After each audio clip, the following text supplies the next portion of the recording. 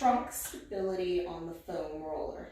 Let's talk about it. All right, so when I say upper lower trunk, upper trunk, I'm going to delineate from belly button up to the throat, right? Yes, you can include the cervical spine as well, right? But shoulders, not part of your trunk. They're just shoulders and arms.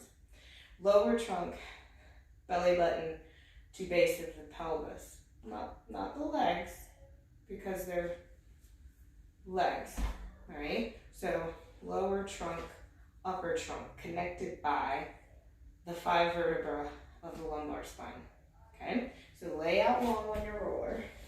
Get it long underneath of you. You want your head supported on the roller, pelvis supported on the roller. The wider the feet, wider your base of support, easier it's going to be. More narrow, hardest is going to be feet together. The closer and the harder they get, all right? Now, the more moving parts, the harder anything is. So if I'm trying to keep stability across the trunk, where these 5 lumbar vertebrae that are really connecting upper to lower trunk. Now let's think about those 5. They're really strong, thick vertebrae, but with all the motion that they take, flexion, extension, rotation, and blah, blah, blah, they have to be reinforced by the banded waist and core. So we're talking transversus, abdominis, all the obliques, as all of that connects into QL, which then holds upper to lower trunk, reinforcing that lumbar. So the more moving parts I have, the harder it is. So if I do opposite arm, opposite leg, and lift, it's a lot of work to coordinate holding that banded waist together to hold upper and lower trunk on each other, connected through that lumbar. The more moving parts, the harder it is.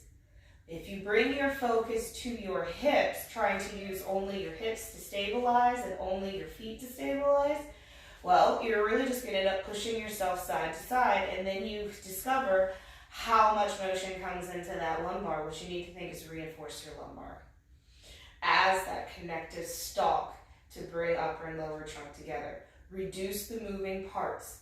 Just feeling an arm and listening to how weight wants to collapse out of that banded waist.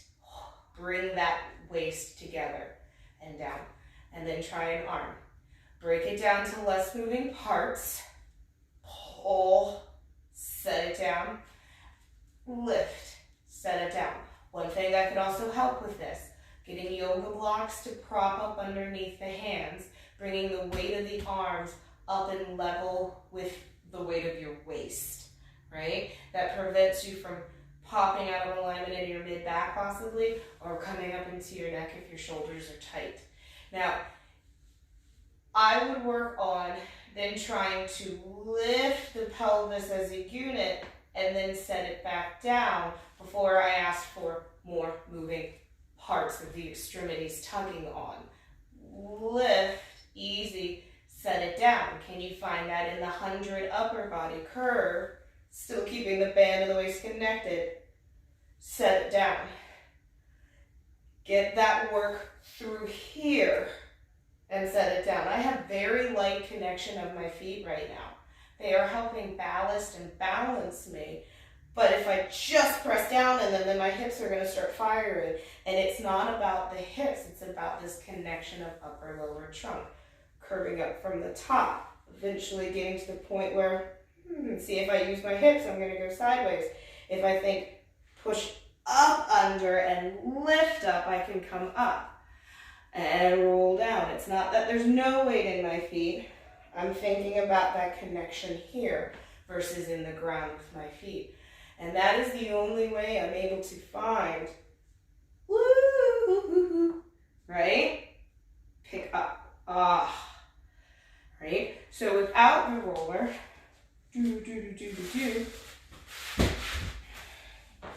when you come back down, it's like, wow, there's a real sense of the width of your sacrum and that there's a right and left side to it. With that information and then having more of a steady floor underneath of you, you're not rolling side to side, add those extra moving parts, let the floor support you.